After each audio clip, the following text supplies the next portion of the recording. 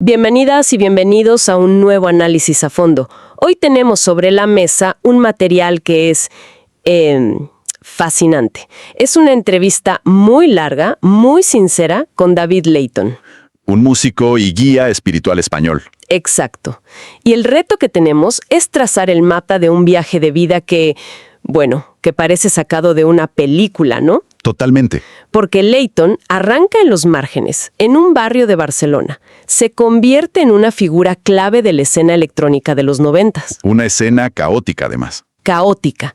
Y de ahí da un salto a un abismo interior que lo lleva a tener experiencias místicas que la verdad desafían la lógica, sobre qué es la realidad, cómo sanamos, hasta qué es la muerte. Exacto. Y lo que es genial de este material es que nos permite observar un fenómeno muy particular. Cómo los extremos forjan una filosofía. ¿A qué te refieres con los extremos? A que veremos cómo el caos de la noche y, por otro lado, el silencio absoluto de un retiro espiritual son en realidad dos caras de la misma moneda. Ah, claro. Y sobre todo, cómo cuando las palabras ya no alcanzan, cuando se quedan cortas para explicar lo inexplicable, el arte, en su caso la música, se convierte en el único lenguaje posible. Muy bien. Pues vamos a desglosar este viaje. Empecemos por el principio, por el origen. Él lo describe como un barrio obrero de Barcelona, un lugar duro. ¿Rodeado de delincuencia, dice? Sí, y con un toque de misterio familiar que es muy interesante. Su apellido, Leighton, es de un abuelo inglés del que nadie hablaba, solo se decía que eran piratas. O sea que ya desde el inicio hay una semilla de desarraigo, de no encajar del todo. En algún lugar es más fácil que te lances a buscar tu propio territorio. Y vaya si lo encontró. Lo encontró en un lugar insólito, en la cabina de DJ. Estamos hablando de la Ruta del Bacalao de los 90. Con apenas 16 años, él ya estaba poniendo música para miles de personas. Una locura. Y lo cuenta de una forma que es muy reveladora. Dice que sin tener ni idea de teoría musical ni nada, él ya estaba manejando la energía de la gente. Era un director de orquesta emocional. Tal cual, los llevaba a la tensión máxima, a la catarsis con música durísima y justo en el pico soltaba una melodía que rompía a todo el mundo a llorar.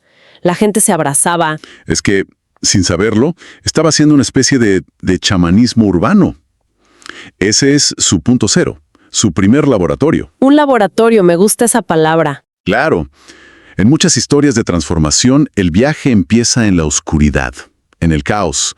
La noche, con todo su exceso y su toxicidad, fue su primera escuela para entender cómo el sonido, la frecuencia, afecta a la psique colectiva. Pero claro, él mismo lo admite. Ese mundo era muy tóxico. Insostenible a largo plazo. Llega un momento en que el cuerpo y el alma le dicen basta. Siente que ya no pertenece ahí y da un giro de 180 grados. El clásico movimiento del péndulo. Exacto. Se lanza de cabeza al chamanismo, al yoga, a los mantras, a la meditación, del ruido más ensordecedor al silencio más absoluto.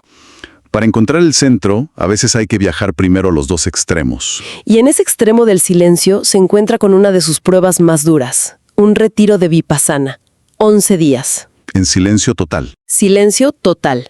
Los primeros 5 días, según sus palabras, fueron un infierno. Un dolor de espalda terrible por una lesión vieja y el cuerpo.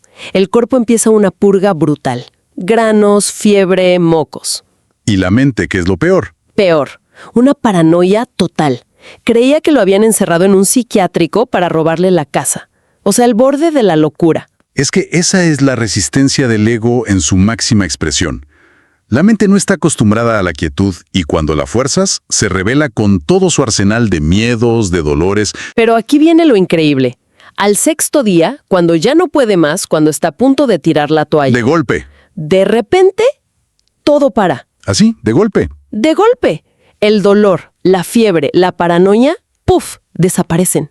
Y describe la sensación de estar levitando, de una claridad mental que nunca había experimentado. ¡Wow! Su analogía me parece brillante.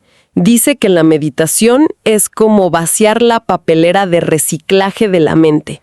Para vaciarla, primero tienes que ver pasar a toda velocidad toda la basura que has acumulado. Es una analogía muy precisa. Pero con un matiz importante, ¿no?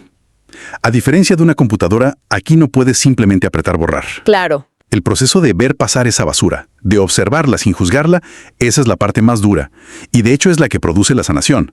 No se trata de poner la mente en blanco, que es el gran mito de la meditación. O sea que la lección no es aprender a callar la mente, ¿No? sino aprender a escuchar lo que grita cuando por fin le das espacio para hacerlo. Exactamente. Creas el contenedor para que el subconsciente se pueda vaciar de forma segura. Es un drenaje. Y si el silencio lo llevó a esa purga mental, lo que hizo con la respiración lo llevó a una sanación mucho más profunda, al corazón de su herida familiar. Habla de la respiración holotrópica.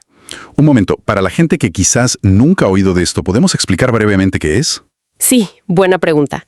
Él la describe como una técnica de respiración acelerada y profunda que se sostiene en el tiempo y que induce estados alterados de conciencia de forma natural, sin ninguna sustancia.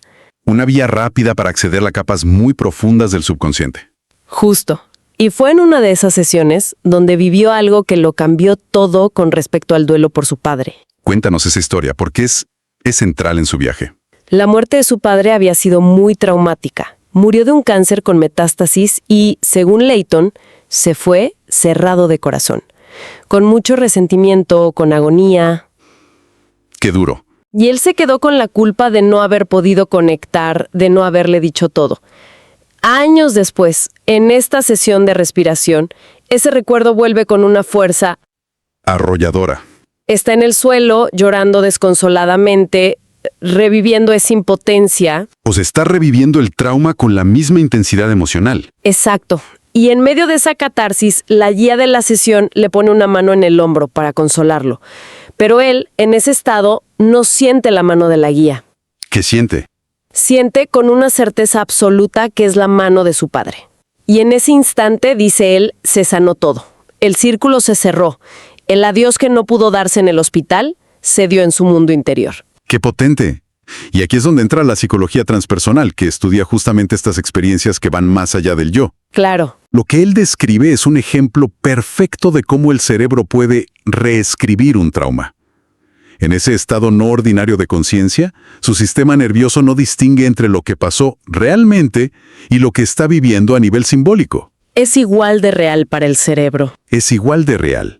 Y al darle un nuevo final a esa historia, un final de conexión y paz, la herida se integra. La mente se dio a sí misma el cierre que la realidad le negó. Es una idea poderosísima. Y todo este entrenamiento, el caos de la noche, el silencio, la respiración, parece que lo estaba preparando para la experiencia definitiva, la que él llama el origen. El punto de no retorno de su viaje. Totalmente. Lo vivió en una ceremonia con un chamán australiano, Julian Palmer. Y es curioso porque cuenta que antes de empezar sintió un miedo que no había sentido nunca. Un miedo irracional, digamos. Sí, para alguien que venía de los excesos de la noche, no tenía lógica. Pero entendió que ese miedo era la antesala de algo muy grande, el respeto previo a cruzar un umbral. ¿Y entonces? ¿Qué pasó? Describe la visión, y es alucinante. Primero, el universo se le revela como un infinito de palabras que parpadean. Una voz le dice: es todo lo que has pensado, dicho y sentido en tu vida. ¡Wow! Luego la pantalla se amplía. Es la información de sus padres, de su familia, de su ciudad, hasta que se convierte en toda la información de la historia de la humanidad. Millones de años de datos en un instante. ¿Una sobrecarga de información cósmica, el Big Data del alma? Tal cual. Y toda esa información, como el código de la película Matrix, empieza a caer por un embudo gigante. Y él se da cuenta de que él mismo es, simbólicamente, ese embudo. Y el sistema no puede procesar tanto, claro. Colapsa. Hay una explosión que lo deja ciego, en un vacío blanco infinito, sin tiempo, sin espacio. Y ahí, en esa nada, llega la revelación. ¿Y cuál es esa revelación? ¿Qué entiendes en un momento así? Esa es la pregunta clave. Y su respuesta es fascinante, porque dice que no lo sintió como un aprendizaje. No. ¿Entonces cómo? Lo sintió como un recuerdo. Esa es la palabra que usa. Un eureka, un claro, si esto ya lo sabía. La sensación de recordar que en el fondo somos esa unidad infinita, conectados con todos los ancestros, con todos los seres, en un presente eterno. Y eso conecta con una idea filosófica muy antigua. En la Grecia clásica, Platón hablaba de la amnesis. Explícanos un poco. Es la idea de que el verdadero conocimiento no se aprende de cero, sino que se recuerda de un estado previo del alma. Muchas tradiciones místicas describen esto mismo. No es descubrir algo nuevo, es volver a casa, recordar una verdad fundamental que habíamos olvidado. Y en ese recuerdo llega una conclusión teológica muy particular. Muy sutil y muy profunda. Él dice, sentí que Dios era una creación de eso, no que eso era Dios. Es una distinción tremenda, ¿no? Tremenda. Sugiere que la fuente, el origen, es algo tan vasto, tan impersonal, que nuestro concepto de un Dios con atributos humanos, un creador, un juez, es una construcción posterior. Es la forma que nuestra mente le da a lo incomprensible. Entonces, después de una experiencia que te rompe la realidad, ¿qué haces al día siguiente? ¿Cómo integras ese recuerdo en tu vida? Buena pregunta. Para Layton, la respuesta es clara. El arte. Es que es la única forma. No puedes explicar esa experiencia con un PowerPoint. Tienes que traducirla a un lenguaje que hable el mismo idioma, el de la vibración, el de la emoción. Y eso es lo que hace con su música y sus colaboraciones audiovisuales, como la película Vuelve al origen. Y aquí hay una anécdota que demuestra que su objetivo no es solo estético, va más allá. A ver. Una mujer le escribió para contarle algo increíble. Llevaba 30 años con un bloqueo en la garganta, que le impedía cantar. Cada vez que lo intentaba le daban arcadas. ¿30 años? 30 años. Había probado todo tipo de terapias, sin éxito. Viendo su película, de repente, a los 20 minutos, rompe a llorar. Tiene una catarsis y recuerda un trauma infantil reprimido con su padrastro. En ese instante, el bloqueo se disolvió. Esto nos lleva directamente al concepto de arte-medicina. La idea aquí es que la obra no funciona a un nivel intelectual. No se trata de entender el mensaje. No es mental. No, se trata de que la intención del artista, su estado de conciencia, se impregna en la creación, en sus frecuencias, y esa vibración puede resonar con un bloqueo energético del espectador y, como una llave en una cerradura, facilitar su liberación. Es una comunicación de subconsciente a subconsciente. Exacto. Y esa idea de que el arte es un recuerdo se manifiesta hasta en su proceso creativo. Cuenta que construyó su instrumento principal, un ngoni, una especie de arpa africana, sin tener ni idea de lutería. ¿Cómo lo hizo entonces? Simplemente sintió que recordaba cómo se hacía, y lo afinó en 432 hercios. Ah, la famosa afinación en 432. ¿Por qué es importante esta frecuencia? Bueno, se argumenta que la afinación estándar actual de 440 hercios es un poco disonante con los patrones que se encuentran en la naturaleza. En cambio, la de 432, según esta corriente, es más armónica, resuena de forma más natural con el cuerpo humano y el universo. O sea que para él no es una elección técnica. No, es una declaración de principios. Es buscar crear en sintonía con ese origen que experimentó. Para él, crear no es inventar, es desenterrar algo que ya existe, como una arqueología del espíritu. Una metáfora perfecta. Y todo este viaje, desde la discoteca hasta la experiencia del origen, lo lleva a su afirmación más rotunda, y quizá la más difícil de aceptar para muchos. ¿Cuál? La muerte no existe. Palabras mayores. Y esta certeza no la basa solo en esa visión mística, sino en algo mucho más personal e íntimo. Un sueño. A veces, la experiencia más pequeña y personal es la que tiene el mayor poder de convicción. Cuenta esta historia que te deja sin palabras. Su mejor amigo Miguel muere de repente, a los 34 años. Muerte súbita.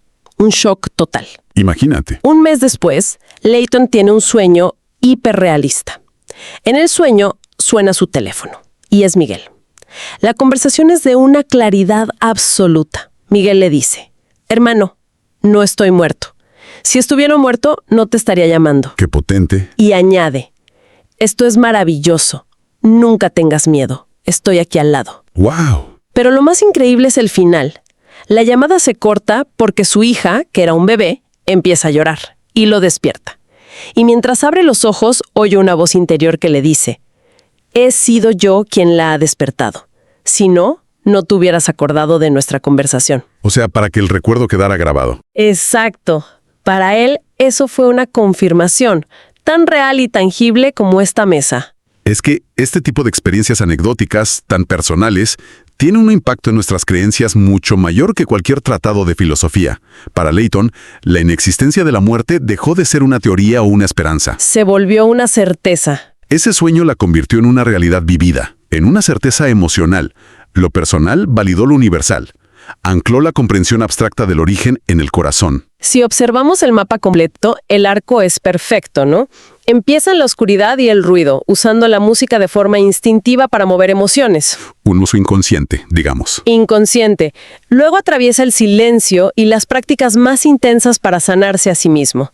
Y cierra el círculo volviendo a la música, pero esta vez con una conciencia y una intención completamente nuevas. Sí, ahora es para usarla como una herramienta para ayudar a otros a recordar. Exacto. Se convierte en un canal. Y creo que todo su viaje se resume en una analogía que él mismo usa.